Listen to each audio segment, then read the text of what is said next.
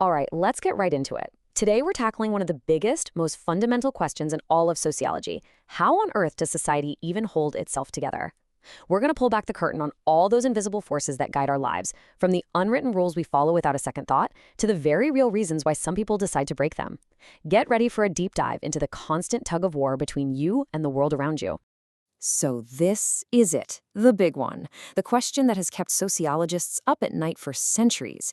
How is social order even possible? I mean, think about it.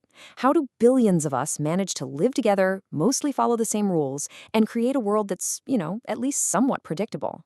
According to the Cambridge curriculum, the answer is found in a massive debate between two powerful, competing ideas, and we're going to unpack both of them today. And this question really boils down to one of the great debates in sociology: structure versus agency. It's the ultimate showdown. On one side, you have structure. This is the top-down view that asks, are we basically just puppets with society pulling the strings? Or, on the other side, is it all about agency? The bottom-up view that says, no, we're the actors on the stage, creating and shaping society with our every action. This debate is the absolute core of what we're exploring.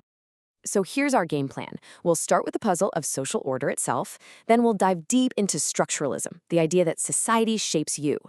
After that, we'll flip it and look at interactionism, how you shape society. Then we'll get into the nitty-gritty of social control, what happens when people don't conform, and we'll wrap it all up with a really clever idea that tries to bring both sides together. Okay, first up, structuralism. This is the top-down view. And honestly, a great way to think about it is like you're a character in a massive video game. The game world, the rules, the different levels, they were all designed before you even started playing. You have to navigate that pre-existing world. For structuralists, that's what society is: a powerful pre-existing system that shapes your choices, often in ways you don't even realize. Now, it's not quite that simple. Even within this big structuralist camp, there are two majorly different ways of looking at things. On one hand, you've got consensus theories, like functionalism. They see society as a well-oiled machine, where all the parts work together in harmony for the good of everyone. But on the other hand, you have conflict theories, like Marxism and feminism. They don't see harmony, they see a battleground, where powerful groups dominate the powerless. So let's kick off with that consensus view, and the big name here is Talcott Parsons. His big idea? He saw society as being like a human body. It has different organs or subsystems that all have a specific job to do to keep the whole thing alive and healthy. So, the economy is like the digestive system. It provides the stuff we need to survive. The government, the political subsystem, is like the brain, making decisions. And institutions like family and education, well, they're like the immune system, passing on shared values that keep society strong. Okay, so that's the big theory, but how does it actually work? Well, Parsons said every society has 4 essential jobs to do. Let's just use your school or college as a perfect example. First, goal maintenance. The school gives you a clear goal, right? Get your qualifications. Second, adaptation. The school provides the environment to get it done: classrooms, teachers, books. Third, integration. It works to make you feel like you belong through things like clubs and school spirit. And finally, latency. The school manages tension by having rules and consequences if you break them. It's a whole system designed to make sure everyone works towards the same goals. Okay, so that was the functionalist view, all harmony and shared values. But now let's flip the script completely and look at the conflict perspective. And that means we have to talk about this guy, Karl Marx. For Marx, society wasn't a harmonious body at all. It was a brutal arena of conflict. Social order, in his view, isn't about agreement. It's about the power of one group to control and exploit another. For Marx, everything, and I mean everything in society, can be understood through his model of the base and superstructure. Just think of a building. The base is the foundation. It's the economy. Who owns the factories, the technology, the resources? In a capitalist society, this is the ruling class, the bourgeoisie. The superstructure is everything built on top of that foundation: the government, the legal system, the media, education, religion. And here's the key: the shape of the foundation determines the shape of the entire building. The whole superstructure is designed to protect and serve the interests of those who own the base. So fast forward a bit from Marx to a French thinker named Louis Althusser. He built on Marx's ideas and asked, how exactly does the ruling class keep control? He argued they have 2 main tools, or as he called them, state apparatuses. First, you have the iron fist, the repressive state apparatuses, or RSAs. This is the police, the army, the courts, control through force. But Althusser said the second weapon is even more powerful. It's the velvet glove, the ideological state apparatuses, or ISAs. These institutions, like education, media, systems, seem natural and fair. And this leads us to what is maybe the most crucial and kind of chilling idea in all of Marxism: false class consciousness.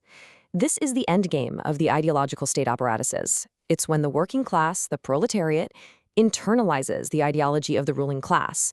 They start to believe the system is fair, that success is all about individual hard work, and that their struggles are their own fault. It's like a prisoner who doesn't just accept their chains, but actually defends the jailer. That is the incredible power of ideology. Okay, deep breath. We have spent all our time so far looking at society from this huge top-down macro perspective where big structures push us around. Now we're going to flip the telescope around. We're going micro. We're looking at things from the ground up. Welcome to the world of interactionism, where we are the ones building society every single day. And this quote from Alfred Schutz really gets to the heart of it. What he's saying is, society feels solid, doesn't it? It feels like this big, real thing that exists outside of us. But interactionists argue that it's all a product of our shared thoughts, our shared interpretations, our shared meanings. It's our subjective beliefs that come together to create what appears to be an objective reality. We build the world with our minds. Let's make this practical. Your textbook has this great little activity 1.10. It asks a simple question: how can a mobile phone be a status symbol? I mean, it's just a piece of plastic and glass, right? So let's think like an interactionist for a minute. How do we give this object its power? So a phone is so much more than just a phone. It's absolutely loaded with meaning that we collectively give it. First off, the obvious one, it can be a symbol of wealth. Having the latest, most expensive model sends a clear message. But it's deeper than that. It can signal that you belong to a tech-savvy in-group.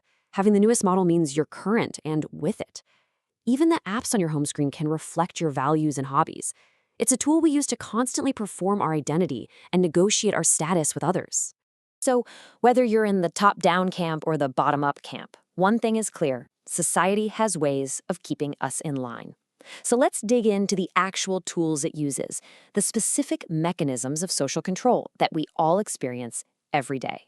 And the most basic tools are sanctions. Honestly, the easiest way to think about this is like you're training a puppy. When it does something good, you reward it. That's a positive sanction, like a smile or praise. When it does something bad, you punish it. That's a negative sanction, like a frown or a telling off. Society does exactly the same thing to us, just on a much bigger scale.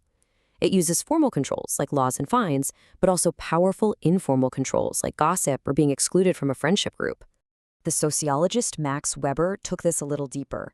He said, look, when it comes to power, there are really only two flavors. You've got the stick and you've got the carrot. The stick is coercive power, making people obey through force or the threat of it. The carrot is consensual power, which Weber called authority. This is when people obey because they actually believe the person or institution has a right to tell them what to do. It's seen as legitimate.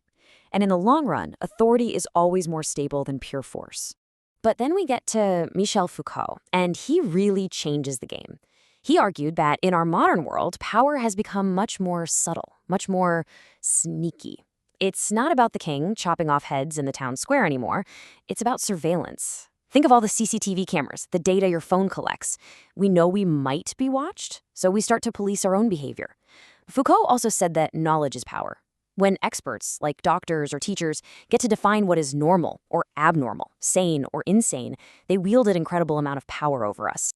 Okay, so we've got these massive structural forces, all these sanctions, all this surveillance. You'd think everyone would just fall in line and behave, right?